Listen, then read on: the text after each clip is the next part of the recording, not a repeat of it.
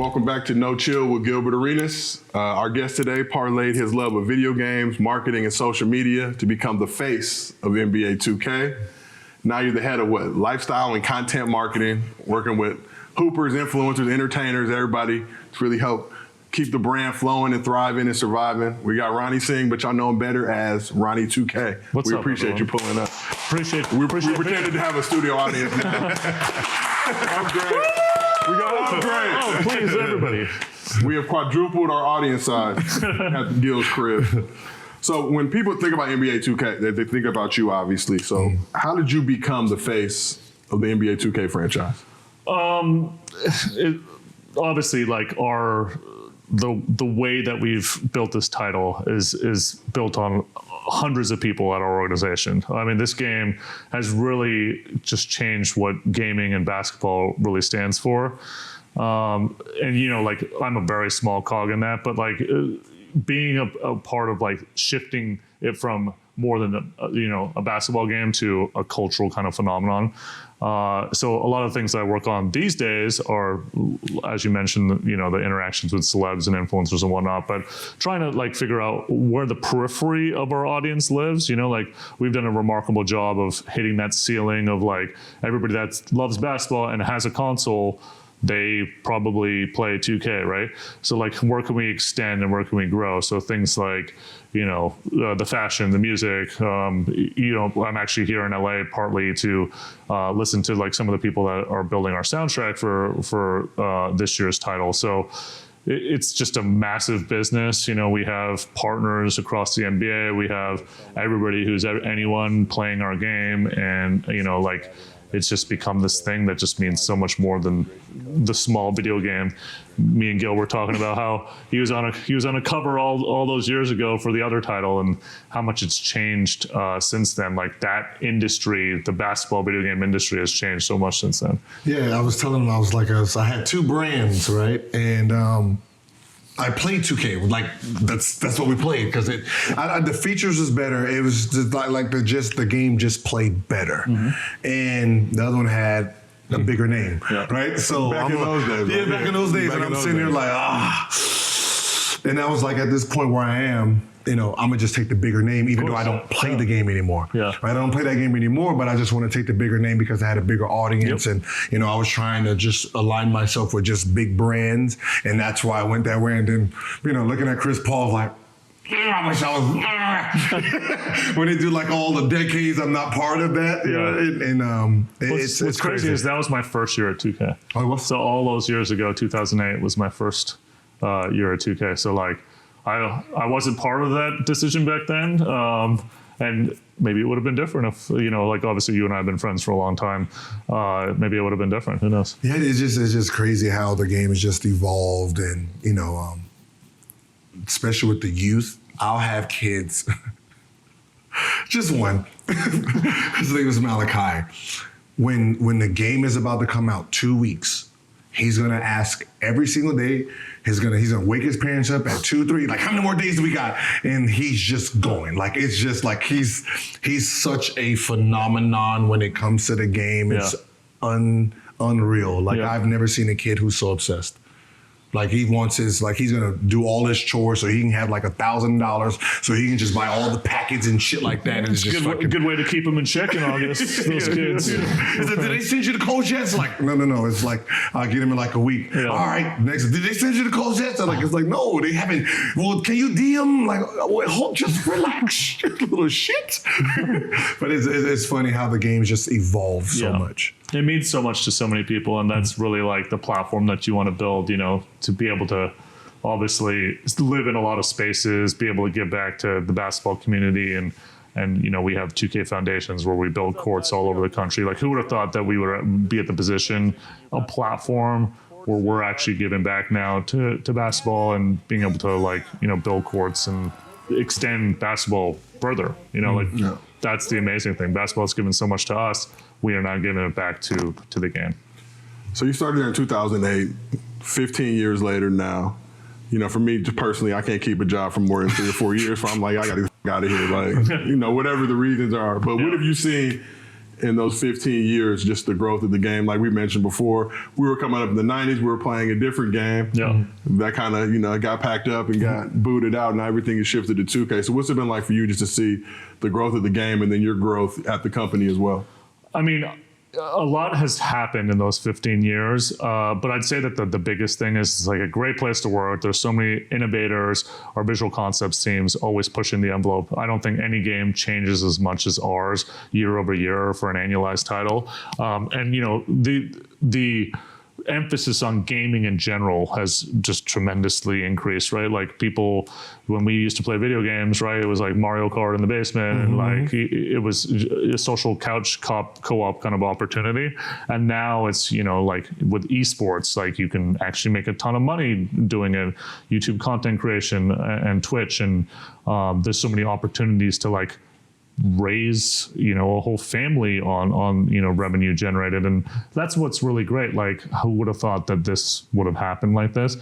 In terms of like my place in that, like it's been very exciting to with the growth of social media, the growth of influencer marketing, like really kind of try to help lead the charge and as a brand to do really cool things and get people to talk about our game in a way that's more than just a basketball game. To be kind of more player first. I mean, the way I came into the organization was I played 2K a lot, 2K5. I was top 10 on the leaderboards. I joined in 2008, and my first job was a forum manager. It wasn't anything like glamorous, right? But what it allowed me to do was really understand our consumer. I was our consumer. I was a super fan that just got brought on because I was a super fan. Then I evolved as a marketer and really learned a lot from just amazing people and rode the rise, right? Like grassroots, social media, all of this stuff developed. I was very hungry to learn and be the best that I could be to help the organization in any way that I can. But to your point about 15 years, right? Like I always thought, like I was studying to be a lawyer, right? And so to do this massive pivot and now join a video game company in a marketing role was such a dramatic thing. I thought, like in college, I bounced majors every like 2 weeks. So like I always thought I'd be the guy that would jump jobs every couple years, like learn, develop, leave it in a better place, and then go. It's amazing. I never thought I'd be somewhere for 15 years, but that tells you about my belief in our industry, my belief in the people that we work with, and just like the great thing that we've developed and continue to, and that we're just still scratching the surface, that I'm still very excited to go to work every day and take it to another level. And when you talk, spot on. I know, right? Like shit. You might be want to stick around this spot. So I'm at like no, but when you talk about being a super fan and making that transition to working from the company, it seems like I think in life, especially in the corporate world, like I see it all the time. People be good at one thing, they might be the best in their field, but then they try to come to something that's not organic or authentic to who they are. Yeah. Like how I'm working, making whatever at this company, now I'm over here because of the skills and success I've had over here. Totally. It's supposed to help me, but it doesn't always resonate like that. So how seamless or easy was it for you to make that transition? Because you're actually using the product, playing the game, you know, just loving the community, you're nice on the sticks, to now be able to help influence just the culture of 2K. Well, going back to the legal thing, right? Like I went to law school, dropped out, went to go work for a law firm, was working 90-hour weeks, just like I do now, or even more, right? Like it is a 24/7 job. I mean, I get texts in all random hours from NBA players and celebrities and whatever, asking for something or with an idea or what have you. Our game is a 24/7 service, right? Like I'm getting hit up by our development team at odd hours of the evening. So it's a constant 365, 24/7. I took my first vacation last year when I got married. I went on my honeymoon last year for the first vacation in years. It is, but I also tell people that I haven't worked in 15 years as well, because it is so seamless to what I am and what I represent. Even like being a sneakerhead and getting to like live out that dream in the video game space, like that is it's just so inherent to what I do that it doesn't feel like a job. But that was a great question, because there are a lot of people that are very talented marketers, better than I could ever dream to be, but they're not like passionate about what they're doing. It is a job, and for me, it's more than a job. It's a lifestyle, and it's like something that I embrace, and like it follows me around when I'm having when I'm at home or when I go out, like I went to Super Nintendo World on Friday, and obviously that was so cool being a video game fan as a kid and seeing Mario and all that stuff. But like I'm getting approached by fans and getting talked to about the next 2K, and that's always going to be there. And it like whether I work here for another 50 years or work here for another 5 days, like I will always like have that love and appreciation for where I am and helping this brand be the best that it can be. Is that really the key to just longevity and success? Is enjoying it as that this is what I love to do. Yeah, I think like this generation is so like the grass is always greener, right? And like there is a better opportunity. But like you should also be grateful and like open and try to like push the envelope in ways that others can't. Like when I joined the company, there was no social media department. There was no influencer department. So like I had to like learn, and then grow those and apply what I learned into those fields. It's just like being a basketball player. If you have a passion for it, you're going to want to add dimensions to your game every offseason, right? Like it's the same exact evolution, but it all starts from a place of, are you passionate about what you're doing?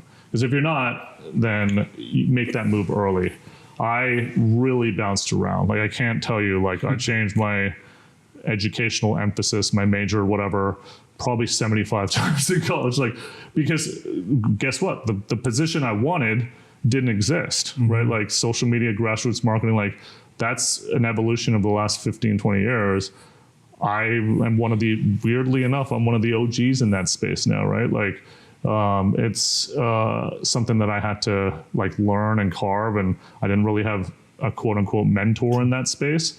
I had to just, trial by fire, but it's been such an exciting ride and something that I feel like so, excited to like be involved and thrilled to go to work every day, like I said.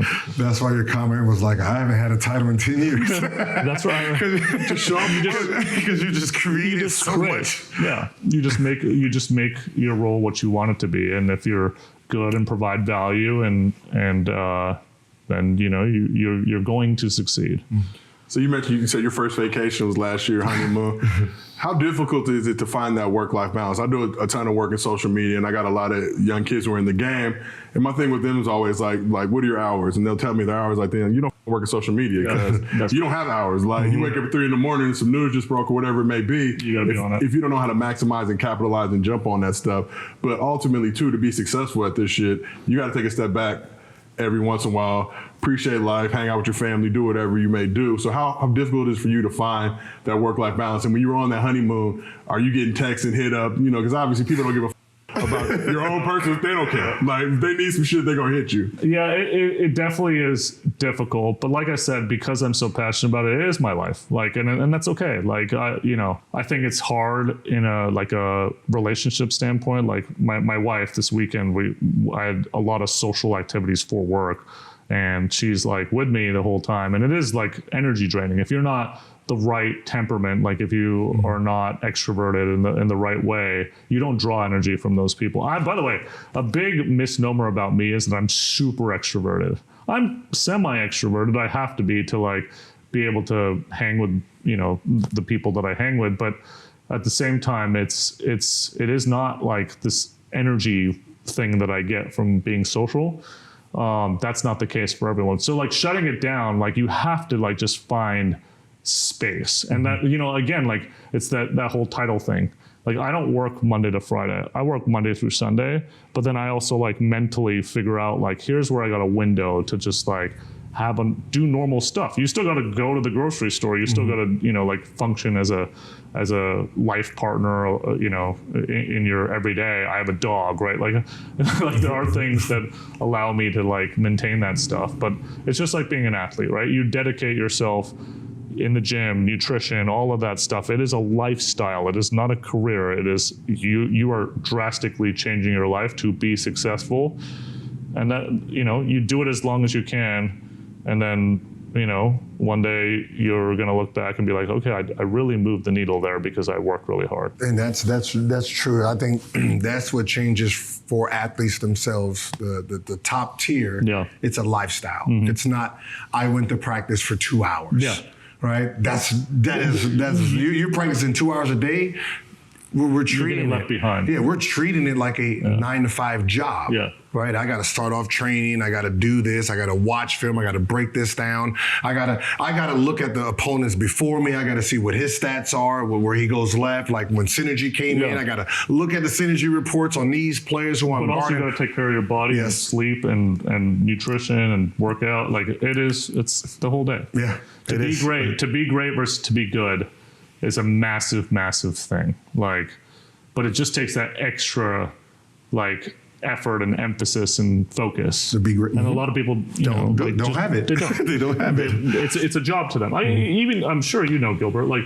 There's a lot of NBA guys that they love the check, and that's what they do it for. And that's fine. That's totally great. It's just like that in the workforce. People want to make their money, and they want to go home.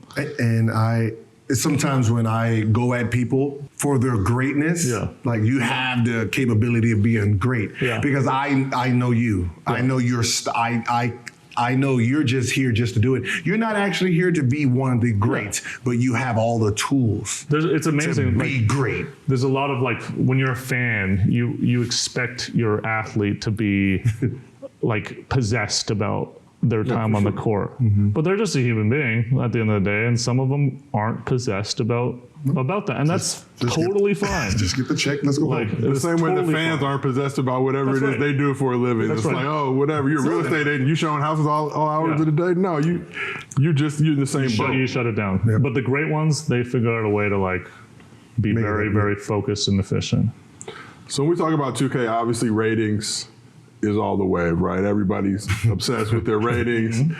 It's always, I'm on Twitter all day, every day when the ratings drop. It's a shit show, it's a madhouse. But for you personally, have you ever had to apologize to a player for maybe underrating them? I'm saying underrating them at first and just not being familiar enough with their game. No. It just is what it is. No. But how quick are you to adjust? By the way, the ratings thing isn't all me. We have a impressive team that watches hours of basketball, and even on the college level as these guys come up, there's a lot of research, and then also there's a formula, right? It's based on actual performance. There's less subjectivity than you would think. But we are doing it over the historic life of basketball, right? So the only 99 in quick game is 95, 96 Jordan, right? And everybody falls in line after that.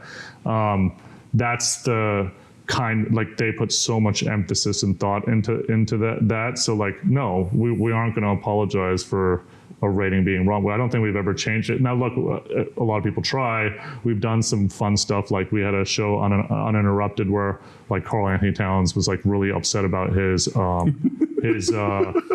post passing skills. I'm dude, that is such a small attribute, but okay, you're upset about it. That's fine. So we built this obstacle course and we upgraded his badge because he actually did it really well.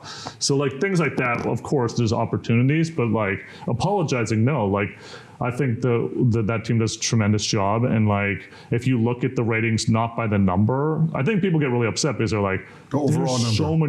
There should be so many 99s because they're used to it with Madden, with another. Y'all not Madden. That's not our style. Our thing is we're doing it over a historical course of time, and there's only a few 99s in the span of the 60 years of basketball, or 65, 70 years, 75 years of basketball. So I rock with LeBron, I rock with the Lakers. I need Austin Reeves. What's up with the upgrade? He's him. I'm him. He said it. Crazy last night. That guy has evolved so much, it's really impressive.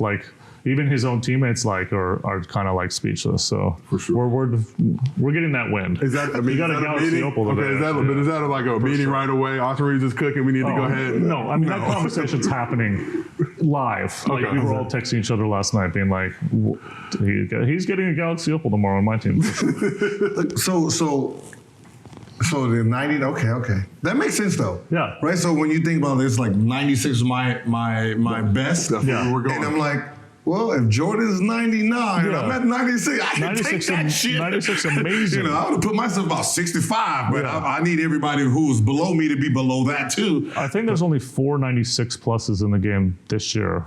Giannis, Steph, LeBron, Luka, unless I'm forgetting someone. Oh, he's probably 96 too. He's right around there. So yeah, the 5 guys. Luka has 96? Yeah. For sure. Yeah, but he has everything. But that's what I'm saying. That would make sense. Yeah. right. It's Then those everybody 5 now you guys fall are off. 96 plus. I know none of them are 99, so it's 96, 97, 98. So I think what ends up happening is it's usually who we think we're better than, and we see their number. That's right. So like, it's not really the number. It's this point guard. I kick his ass every time I play. Are you getting those? Why is this rating? Oh, that's the thing I get. And I understand that. You guys are like, we're built as competitors, and you roast this guy the night before and he has a higher rating than you. Of course you're going to be upset, right? So like, but like, that's what I'm saying. If you look at the list in order and forget the number, it's always like, oh yeah, of course that's right. You know, like give or take, maybe you want to flip a guy here or there, but like, if you look at them in ranking order, the top 20 would line up with anybody else. Yeah. So we know we have guys that are hitting you up to get their own shit improved, but do you ever have like teammates that got like that's always actually really cool. And do you take that like, all right, maybe I had a bunch of the Nets. This was actually a really cool story. I had a bunch of the Nets reach out to me after Mikal Bridges got traded over there, like talking about him, his rating. And I was like, man, this guy's only been on the team a couple weeks. How did he have like this grip on these guys to be able to like campaign his rating to me after only being a teammate for a week or two? That's awesome. Like, that speaks to, obviously, that guy's very popular. Like, I'll be worried about my own shit. Like, that's what I love. You're my teammate. I mean, that's only because they're playing a game and they need him. I need my guy to be a little bit higher. Yeah. I know, if you're playing on the Nets as yourself and then you're like, I need some better teammates. That makes sense. I like that, actually. That's good. I never played as myself. Oh, really? No. Why? Because I'm trying to win the game, right? I'm trying to win with you? No, online, like I'm a 6'4" point guard, right? So I look for the advantages. So back then, I'm playing with Cleveland. Right. I got LeBron at the point. Yeah. Right? Like, you got to try to guard me at the point, right? Yeah. So I got LeBron at the point, and I got Larry Hughes at the twos. You were happy roasting yourself? Yes. With LeBron. Because you have to match up now, and I have the biggest lineup in the game. Yeah. Because you're cooking yourself as LeBron going against yourself. Or yes. If you ask anybody who played me, I got Cleveland. Everyone, I got Cleveland, and I'm driving baseline because there's like this little cheat code on the baseline. Yeah. Right? There's a little cheat code on the baseline. And like, I don't know if his spin was faster or Kobe's is faster. There was a spin that you spin, and it was just like automatically to the basket. And I just cheat. I just look for cheap. I just looking for little cheap things in the game, and I'm him. It's amazing. I just went on this road trip where I played like 20 NBA players in 2K for something we're about to announce pretty soon, and it was crazy because like they all do that. They all do, like, they find this year's glitch and they just hammer that over and over again. I'm like, you guys could not get this competition out of, like, you're even gonna do it against me, like, for a video, like, it's hilarious. It's double dribble, bro. Yeah, you just find the glitch. You're playing online, like you play online, and you see someone do something like, oh. Oh, I do that. Yeah. So 2K23 recently made the Season 6 announcement. So what can fans expect with the new update? Yeah, I mean, this season thing is like awesome in general, right? Every 6 weeks, the game adds a ton of new content, 40 levels of rewards on both my team and my career. This year's 40 level reward is the Green Goblin, like, what do you call those things? The glider, where you like get on a glider and fly around. Obviously at 39, you get a badge upgrade. So we're trying to like suit out a cosmetic item and like an actual upgrade for your character. My team had a bunch of guys join. This is the Sue Bird season, so she's one of the coaches, which is super cool. The season thing, amazing. New music every 6 weeks. It gives aspiring artists a chance to add their music, new clothes, which, like, that's my thing. My hope and desire for 2K now is to give the next generation of gamers, the fashion designers, clothing, all an opportunity to use this as a platform for discovery and gets their word out there about their product. And that's super like close to my heart to do that. Okay, so when you guys are doing the 6-week update, Yeah.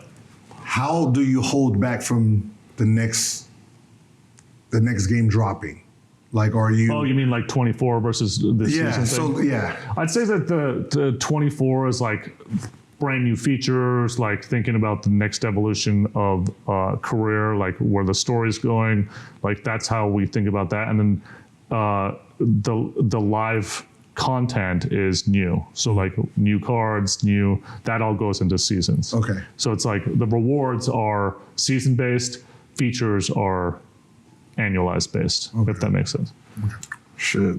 That sounds like a lot of I mean, it's crazy. So, like when I first started, our business has changed. So I've had to like jump on that tsunami of change. When in 2K8, 2K9, when he was a cover athlete for the other one, we launched in October back then, and it was all about pushing everybody's attention to that date. Like, this is when 2K comes out, go get it, make sure. Now, like, dude, like, it changes every day. Rosters change every day. There's all these rewards. So, like, it is a 365 business. It's gotten crazy. Like, back in the day, you'd push that day, you'd have holiday, you'd have All-Star, and then it would kind of quiet out. We don't get no breaks now. Like, we want to continue to be the best entertainment offer that we can in this industry that's got a lot of kids doing a lot of things. We want their attention, and we've done a great job with that, and we'll continue to push the envelope there. I'm glad there's no beef too.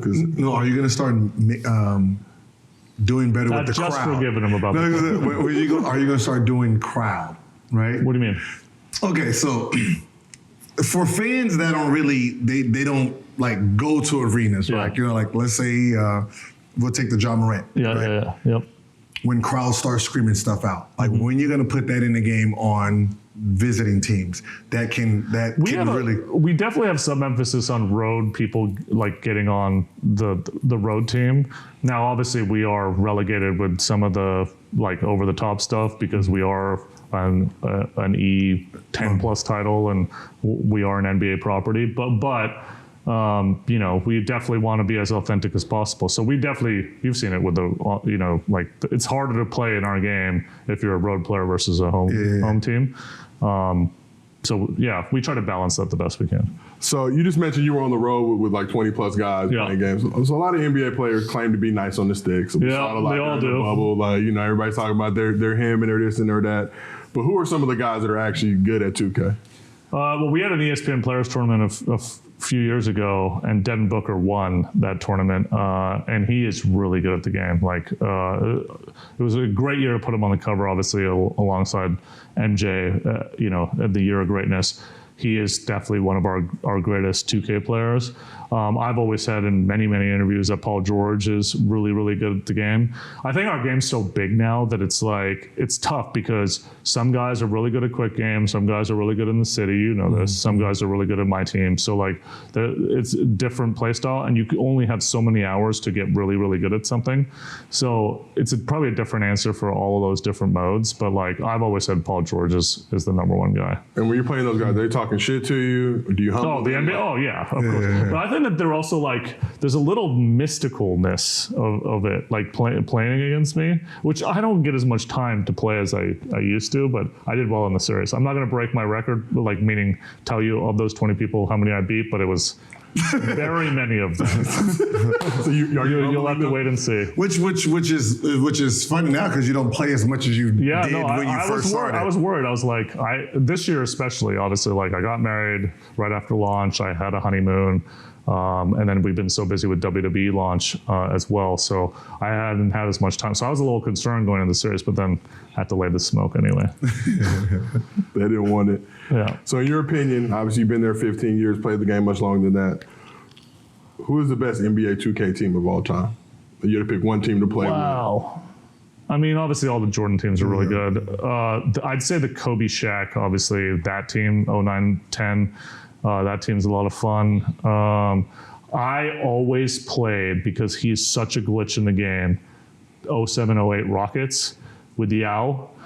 I mean, he could basically goaltend for a long time. So that was really fun team to play with.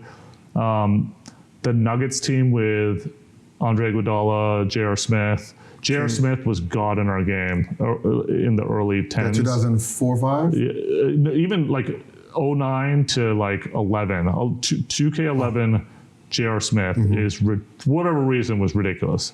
So like that Denver team was really fun to play with. So those are probably some of the most fun teams. Gil, I just signed up for Rocket Money and I'm already saving some big money after discovering several paid subscriptions I completely forgot about. I couldn't believe when I heard the average American spends nearly $200 a month on subscriptions. If you don't know exactly how much you're spending every month, you need Rocket Money.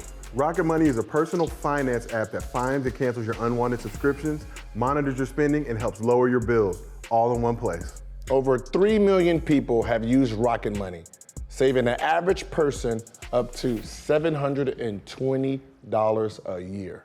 Stop throwing your money away, cancel unwanted subscriptions, and manage your expenses the easy way by going to rocketmoney.com/no-chill. That's rocketmoney.com/no-chill. Cha-ching! So we talked about this earlier. You're going to be a lawyer, kind of, work for some law firms. Kind of say, it's not me, not my thing. Yep. So what were some of your earliest experiences on the sports side and the sports marketing in particular? Yeah, so like when I decided to take a break from law school, which ended up being a permanent break, I went to go work for a women's basketball team in the National Women's Basketball League. It was kind of like the off-season offshoot of the WNBA. I lived in San Diego at the time, so they had a team there.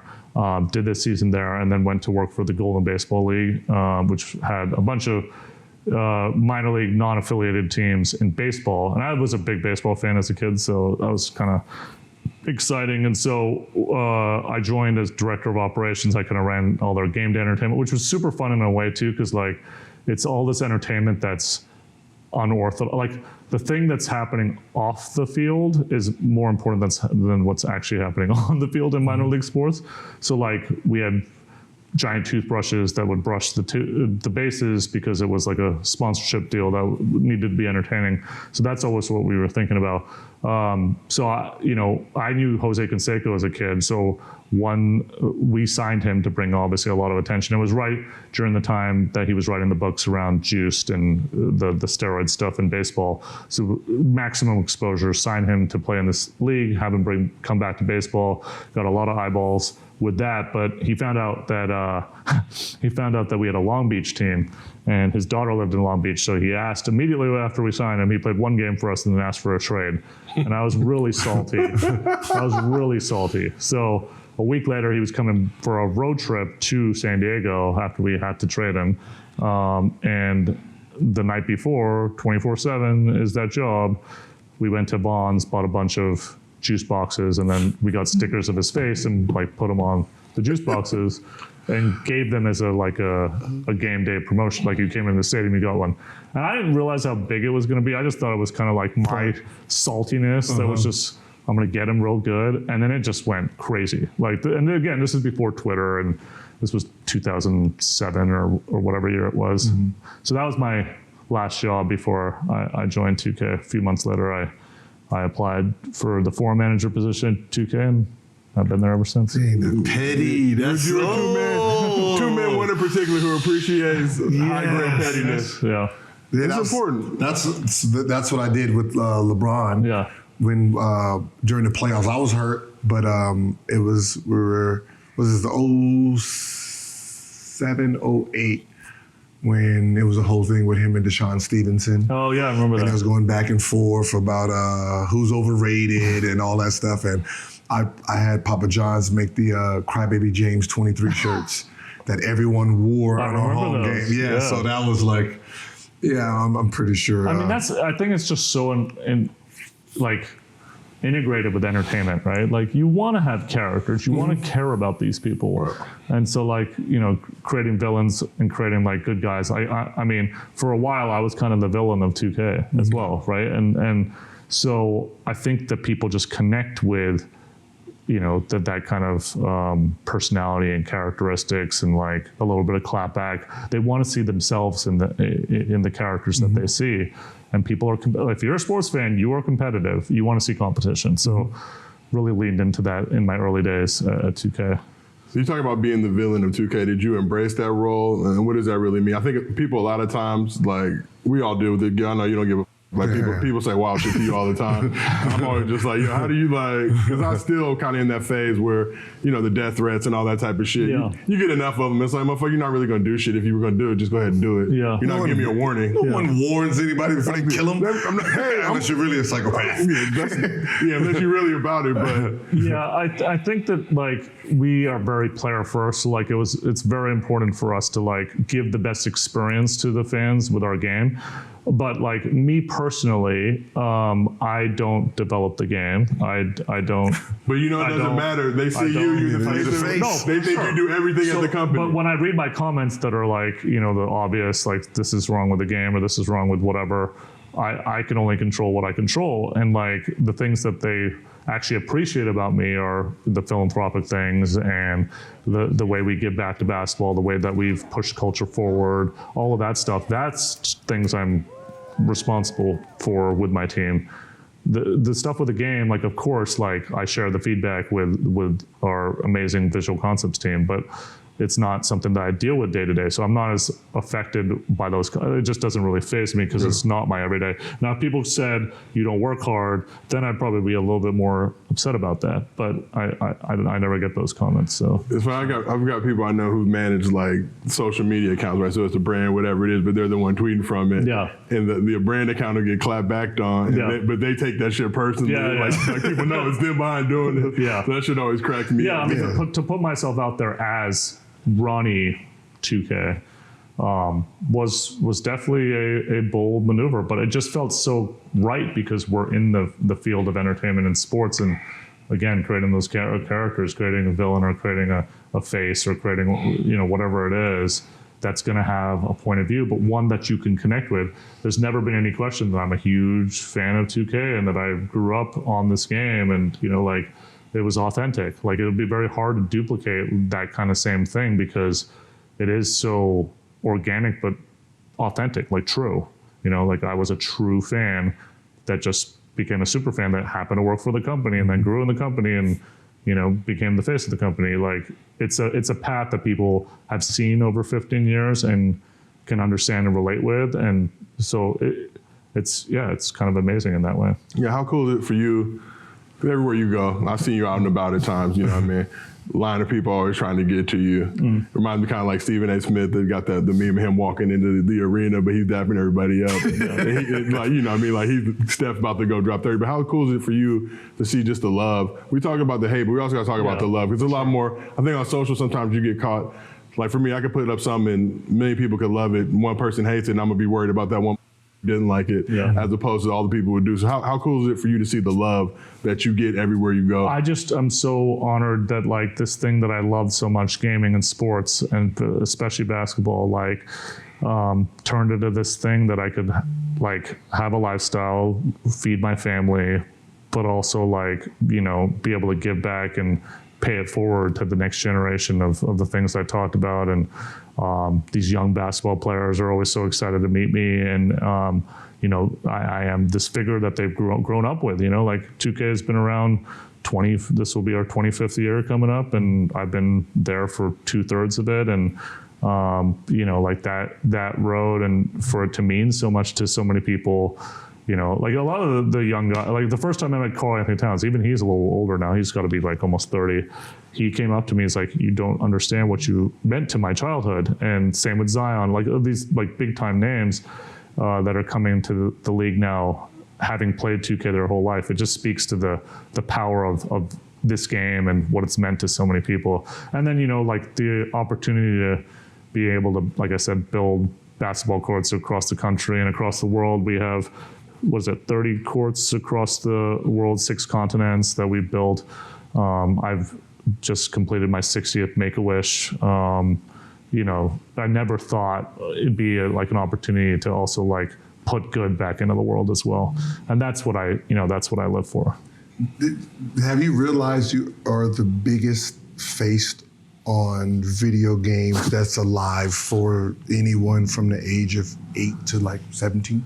Like every kid, every middle school, elementary, it's Ronnie 2K. That's like, you're like a hero to that. I mean, I appreciate you saying that. It does mean a lot. I mean, I think why it means a lot is because I know how hard I've worked and how hard the people I work with have worked to make that happen. But yeah, I mean, I've also always thought that like the second you like get obsessed with your own story or fame is the second it goes away. So like I don't focus on that. I kind of try to just live in the moment and give back where I can, and like really like how can I inspire these 8 to 17-year-olds to also think like me and do good for the world? Like how can I get them to help me build these basketball courts? How can I help them, you know, give to Make-A-Wish and all the things that I'm involved in? That's where my kind of focus goes towards, as opposed to like I'll have my old age to reflect on on things, you know. For sure. It's hard, you know, like when you're in it, like you probably know when you were playing basketball, it goes by so fast. And then you don't, if you stop to think about it, you know, like it's behind you. Does that make sense? Yeah. And so like, I think that while you're doing it, you just got to do it to the best of your ability, and then hopefully you can celebrate it one day. You start drinking your own Kool-Aid, that's when you start setting yourself up for, you know what I mean? So you got to just stay hungry and humble always. So everywhere you go now, people coming up to you, obviously a lot of love, but I know people ask you for wild shit all the time. So what's the most ridiculous thing that somebody's asked you to add to 2K? Asked me to add to 2K. Wow. I mean, we get like so many crazy things, like it's nuts. But I've also like, a lot of people, our fans are very, very on it, like very educated. Like I'll never forget, like we had a Wish kid. This is a great story, actually. Our last Wish kid that wished to meet me and come to 2K Studios, his name's Will Floyd. It was right before the pandemic. He came and he sat down with the dev team, and he was talking about this open world where you could take your My Career and go into stores, walk into stores and do this. And we're just sitting there like, the city, that's what we're doing. But the fact that his head had already gone there really spoke to like, you know, what it made us feel like, wow, like our fans really get it and like are understanding the vision.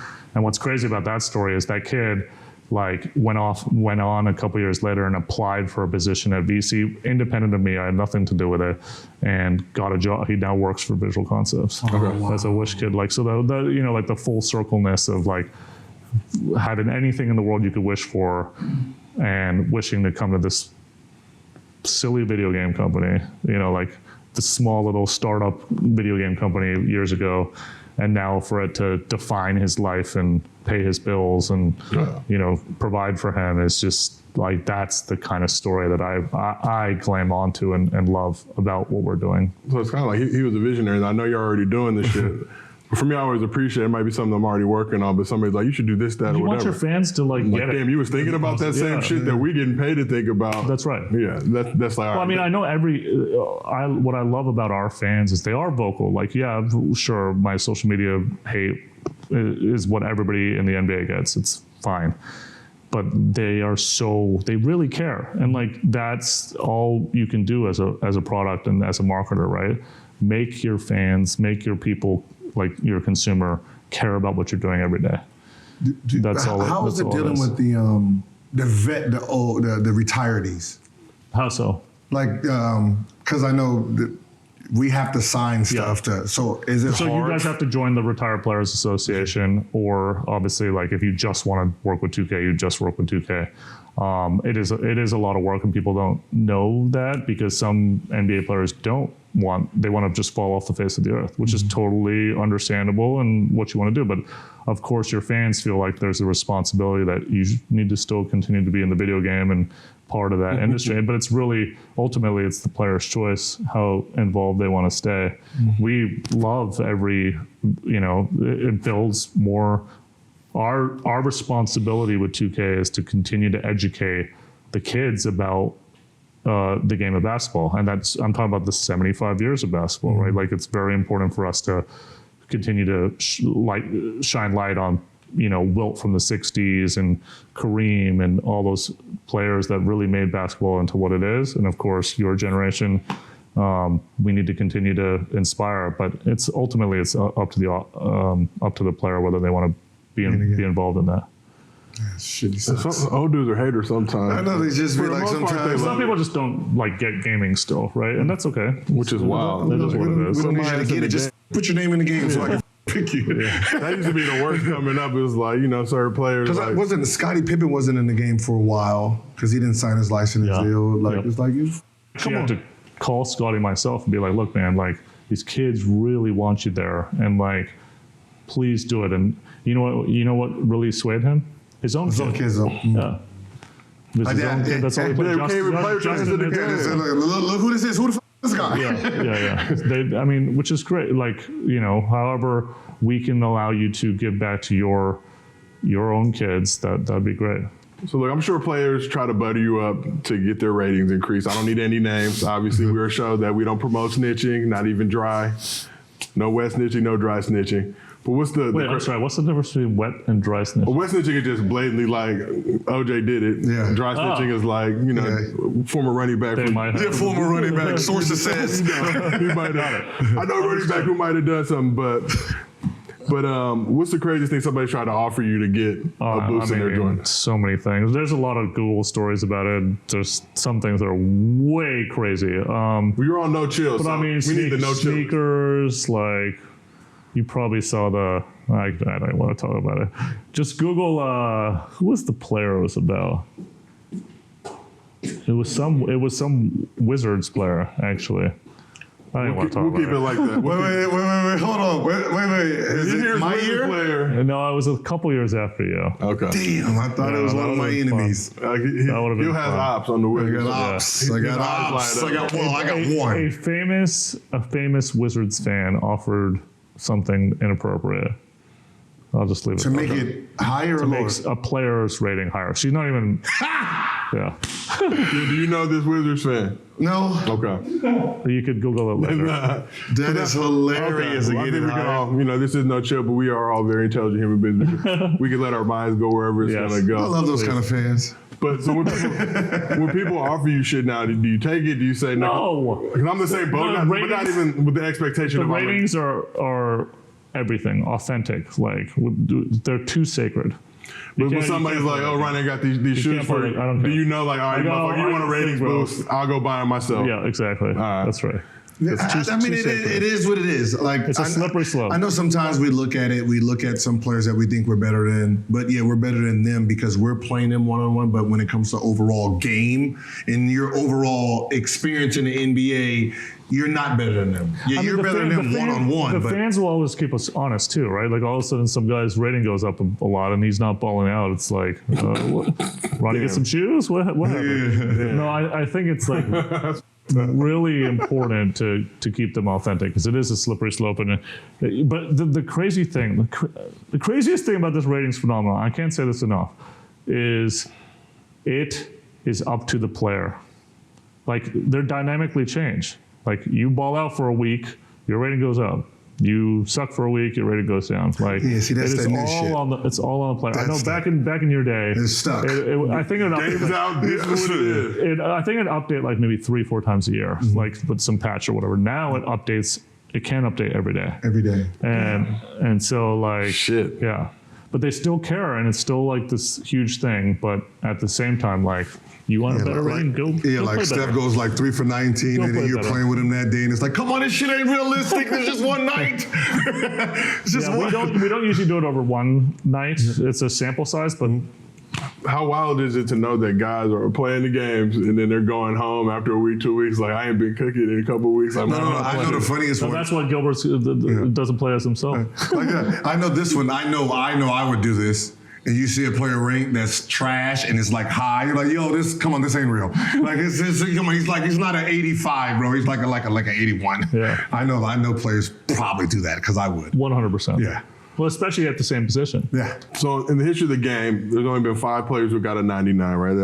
That's LeBron, Chris Paul, Kobe, Tim Duncan, and KG. So one thing about that, real quick. So that changed I don't remember what year it was, but it was after 11, because 11 we started adding all the legends, right? Like we had MJ on the cover, and all of a sudden we had 300 legends, and obviously it's grown since then. Up until that point, there was a story about how Shaq was a 102 year. I don't think that's true. But So Shaq was never 100? it was. They did say he was 100, Understandable, but so. Anyway, up until that year, the ratings there were a lot of 90s. Like a third of the league was 90s. Once that happened, and we had to add a historical perspective, all of a sudden it was very hard to get a 90. Like we'd have maybe around 8 to 12 guys a year have a 90. So all of those guys were probably before whatever year that was. No, they definitely were. So when it becomes, how do you factor in like real talent versus just like you're just good in that era? What do you mean? So like if you have like who was a 99? I remember like because when it first came out, most of the older guys were 99s. Now we just rated against the historical perspective of basketball. So like I said, 95, 96 is Jordan was a 99. Then everybody else falls under the line. Maybe there's a LeBron year that eventually can. I don't know. Do you think there's a LeBron year or 2000? Anybody else in the face 12, of 13? basketball? Did anyone have a better year than Jordan did in 95, 96? Probably not. He had the best statistical year of any NBA player in history. Now, Okay, so maybe that'll change. what about Kobe's 30? Was it 35, 30? Yeah, but year? he was really good offensively. He was not the complete player that Jordan was that 1 year. Yeah. They also won 72 games that year, right? Yeah. So like there's that whole thought. So last question for you. We talk about Victor Wembanyama coming to the league. Most hype ever. I know y'all are probably. I was just thinking about him. I knew. So how do you go about figuring out what his rating is going to be coming in, and just I've never seen a guy probably since Bron with that much hype and fanfare. Zion. But more not than like Zion. that. He does have more than Zion. Like more hype than Zion. More than Zion? Oh, because it's French. No, Les Wembe. I think what makes him such a standout is he can shoot like KD. He can dribble like a bunch of guys, like a guard, and he's 7'5". Like that is a video game character if we've ever seen it. Every character. That's what you want to make in 2K. I don't know how we're going to deal with that because we also don't want everybody in the city to be Victor. So like. It's something we're definitely talking about a lot, and it's kicking around to the one guy is going to change the way we think about the game. But we've dealt with it before, right? Like Steph a few years ago, that was such a problem. Like all of a sudden, this guy's making 45% from 40 feet beyond. Like, how do we deal with that? Like, we don't want everybody playing 2K and shooting from half court over and over again every possession. So. You have to adapt. You have to think about like how you're going to evolve the game. But the game continues to change every single year. It's when you were playing, it was much more twos. Now it's threes. How many more threes do you think you would have had in your career if you were playing? I would have shot about 10 threes a game. Yeah. I would have shot about 10 threes a game. So and you would have ended up with 3,000 probably or close to it, right? That's crazy. Yeah. So we had to. That's happened in the span of our lifeline, and so we've had to continue to think about how we change the game to adapt for that. Victor's the next one we have to think about. Ooh, putting him in the Detroit Pistons jersey. Don't do it to him, I don't know about that. Don't do it. No, that's the biggest. That's the biggest French population, right? In Detroit? Yeah. Really? Canada, yeah. Canada, that's. Oh, right across the. So you're already on it. It's already been. Already on it. I want to see the rig. I know the rig. We'll see where those ping pong balls land. Did they have the most? They were one of the top three, right? Yeah. Houston, San Antonio, and Detroit. Yeah. Well, Ronnie, we appreciate you pulling up, taking time out. We're going to get on these sticks. Gil, I think I can give you work on those sticks. I'm not going to lie. Yeah, who is I can't. I'm nasty. I'm probably am. I'm nasty. I got a house full of kids all day. Yeah. And that's all we do is just challenge each other. My kids are getting to that level. They're young. I guess we'll just have to see. They usually try to go Golden Let's have to State. make a podcast about who's the better player. We'll pull up. They try to go Golden State, and it's like, I got Bron on Steph, and then just going to be chucking shit. Stay tuned for that match. You already know. This has been another episode of No Chill with Gilbert Arenas. We'll be back with more very soon.